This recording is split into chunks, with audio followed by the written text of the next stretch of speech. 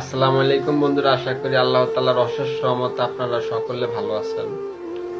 তো আমার এই কথাগুলা যারা অনলাইনে বলেন বা অফলাইনে বলেন, গুরুর কাছ থেকে বা যে কারো কাছ থেকে তন্ত্র মন্ত্র কিংবা নকশা দিয়ে কাজ করে থাকেন কবিরাজি, অবশ্যই আমার কথাগুলো আপনারা শুনবেন। গুরু বাক্যর উপরে কোনো কথা নাই, গুরুর উপরে কোনো কিছুই নাই। সকলে এই বিষয়টা মাথায় ভালো মতন নিয়ে রাখেন। অনেকে আছে তন্ত্র কিংবা মন্ত্র নিয়ে কাজ করে, অনেকেরটা হয়, অনেকেরটা হয় না।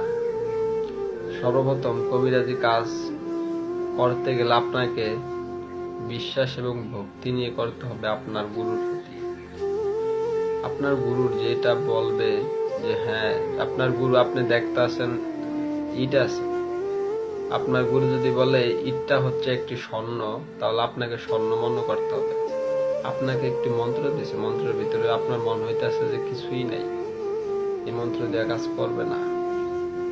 আপনি যদি ওই মন্ত্র দিয়ে কাজ করেন বিশ্বাস রাইখা, তখন কাজ হবে।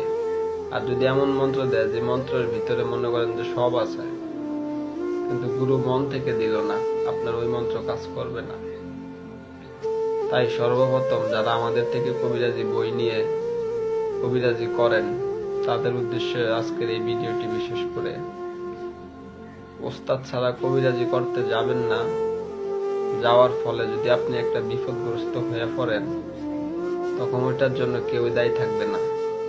যখন আপনার একজন ওস্তাদ থাকবে, তখন আপনি যে কোনো কাজ করেন না কেন, কাজ অবশ্যই সফলতা পাবেন।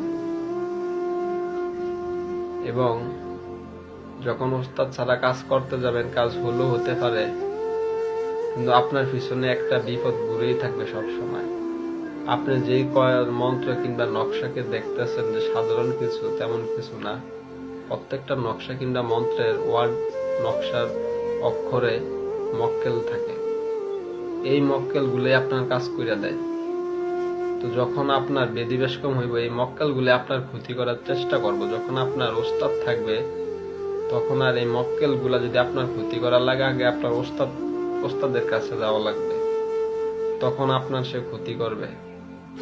আমার সর্বশেষ কথা হচ্ছে একটা, যারা আমাদের থেকে বই নিয়ে কাজ করেন, যেভাবে পারেন একজন ওস্তাদের সান্নিধ্যে যাবেন। ওস্তাদ ছাড়া ওস্তাদি করতে যাবেন না, তাহলে খুব বিপদে পড়বেন। তো সকলে ভালো থাকবেন। আসসালামু আলাইকুম ওয়া রাহমাতুল্লাহি ওয়া বারাকাতুহু।